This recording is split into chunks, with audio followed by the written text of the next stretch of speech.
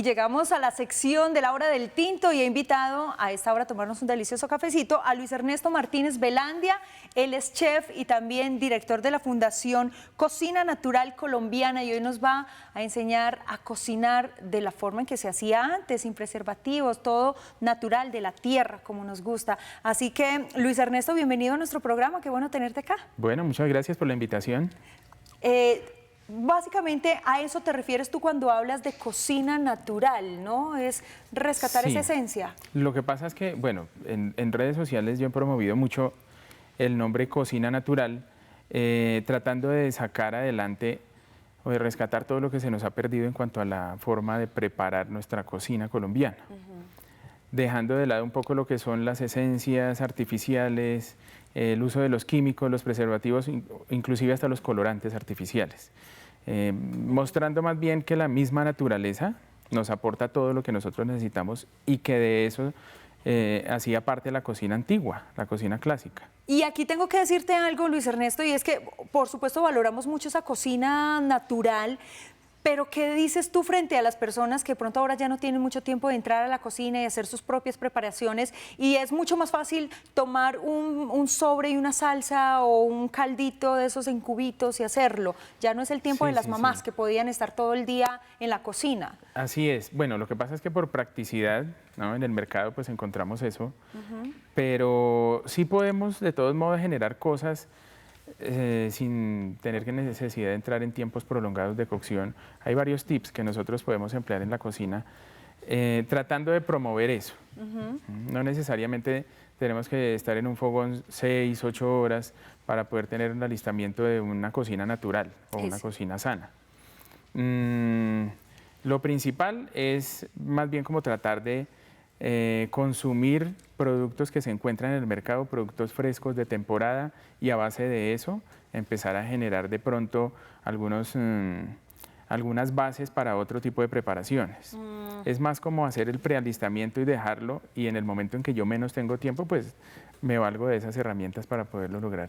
Yo quiero aprovechar que estás acá porque yo tengo muchas televidentes que son mujeres, que son amas de casa, que son señoras que nos encanta la cocina y nos encanta cocinar y además valoramos lo natural, que eso es lo importante, como lo orgánico. ¿Por qué no nos enseñas algunos truquitos para realizar esas preparaciones naturales y dejar, por ejemplo, salsas listas o esos calditos que tú bien sabes hacer que se puede reemplazar lo que compramos en el supermercado haciéndolo nosotros en casa? Sí, claro. Bueno, en el caso de los caldos, cuando hablamos de caldos es como lo vital, ¿no? Con lo que yo preparo, inclusive puedo partir para hacer un arroz, partir de la base de un caldo, para hacer una salsa, para hacer inclusive una crema o una sopa. Entonces es básico, es el uso de huesos, dependiendo del tipo de proteína que yo voy a utilizar, ya sean pescado, sean aves, o sea res, o sea cerdo. Es poner a cocer esos huesos con hierbas frescas, con hierbas como el orégano. En las plazas grandes de mercado venden el oregón, que es el de hoja ancha, o el cilantro cimarrón, que es el largo. Conseguimos poleo, tomillo, laurel. Y cuando yo hago esos caldos, con el sabor de la proteína de unos huesos, ya sean en crudo o tostados, y les doy un tiempo prolongado, que ya los logro saborizar, esos caldos, después de que yo los reposo, los puedo congelar. Pueden ser en porciones grandes o pequeñas, dependiendo para qué vaya a ser. Lo más común en las casas, de pronto, por lo que no cocinamos de manera abundante, es en las recipientes en donde yo mismo hago el hielo. Yo puedo colocar ahí el caldo, los cubitos, y después saco el cubito y con un cubito ya estoy montando una salsa. Y es natural y es hecho en casa y lo reemplazamos con todos estos que tienen preservativos y colorantes y que está comprobado que hace mal a la salud, ¿no?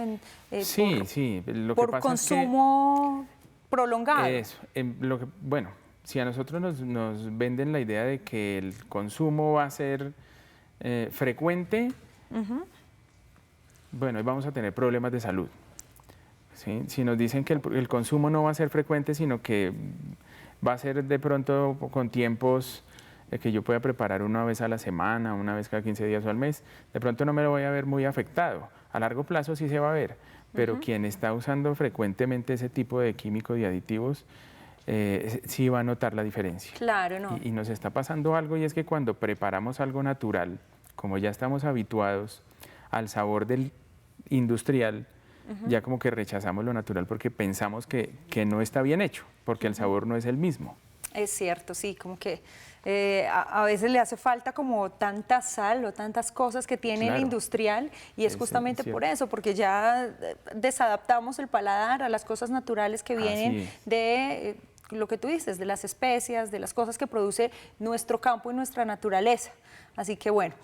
Otra de las cosas que hace Luis Ernesto Martínez es, por ejemplo, escribir, y se hizo una investigación bastante interesante en este libro que se llama Colombia, Cocina, Tradición y Cultura, y es un recorrido por todas las regiones de nuestro país, descubriendo justamente esa cultura gastronómica. ¿Qué encontraste y qué se relata en este libro, Luis Ernesto? Bueno, es el punto de vista de un cocinero que camina por diferentes departamentos del país, que encuentra anécdotas, que encuentra de pronto qué pasa o qué hay detrás de cada preparación, la parte de la historia, de cómo se conformó o cómo es la parte cultural.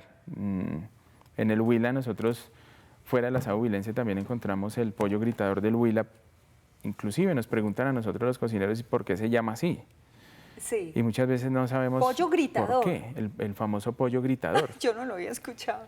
Y lo que pasa es que culturalmente en el campo cogen el pollo estando vivo y empiezan a darle aguardiente, aguardiente, aguardiente, hasta el punto en que ya se desorbita y empieza a correr por todos lados y por los chillidos, ¿no? Y tanto alarido, como dicen ellos, entonces lo bautizan como el pollo gritador. Ay, Ya Dios. después lo que hacen es sacrificarlo y de una vez empezar a cocerlo.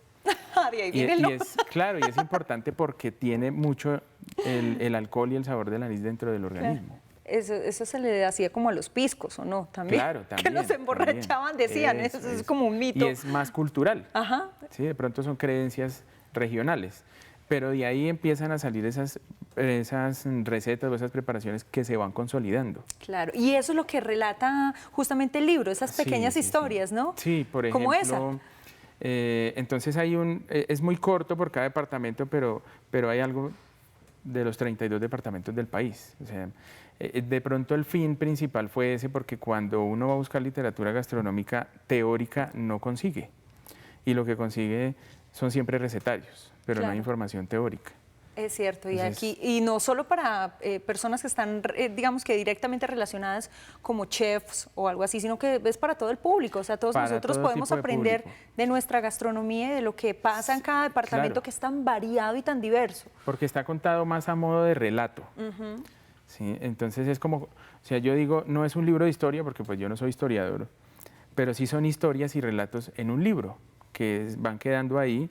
Fuera de los 32 departamentos también hay información adicional, como lo que es la piangua en el Pacífico, lo que es una salsa o un ají muy tradicional de la Amazonía, que es el tucupí.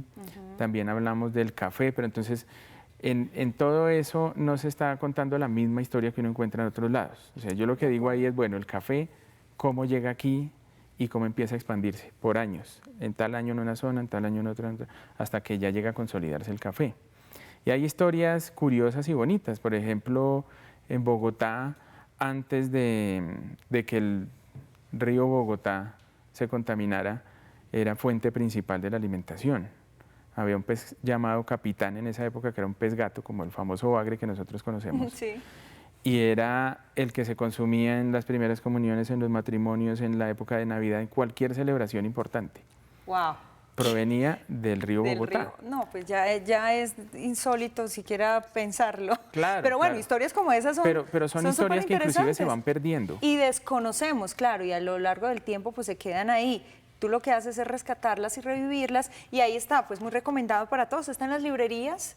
Lo estamos ¿O en en este dónde? momento, es que hace muy poco salió, entonces... Está recién salido del horno. Sí, mientras logramos ubicarlo, lo estamos distribuyendo por internet en la página Por que yo favor, manejo. dinos cuáles son Es- las páginas y las redes de Cocina Natural. Bueno, la página es www.cocinanatural.co y las redes sociales, es la red que más muevo es Facebook, y en Facebook estoy como Cocina Natural. Bueno, Luis Ernesto Martínez, ahí estaremos muy pendientes. Gracias por esa recomendación y por rescatar ese valor de la cocina nuestra, de la que se hacía antes, que no necesitábamos tantos preservativos y conservantes y químicos en nuestra alimentación. Así que, pues, bienvenido siempre. Te voy a esperar para que nos des más recomendaciones y recetas. Claro, claro que sí, eso está muy bien.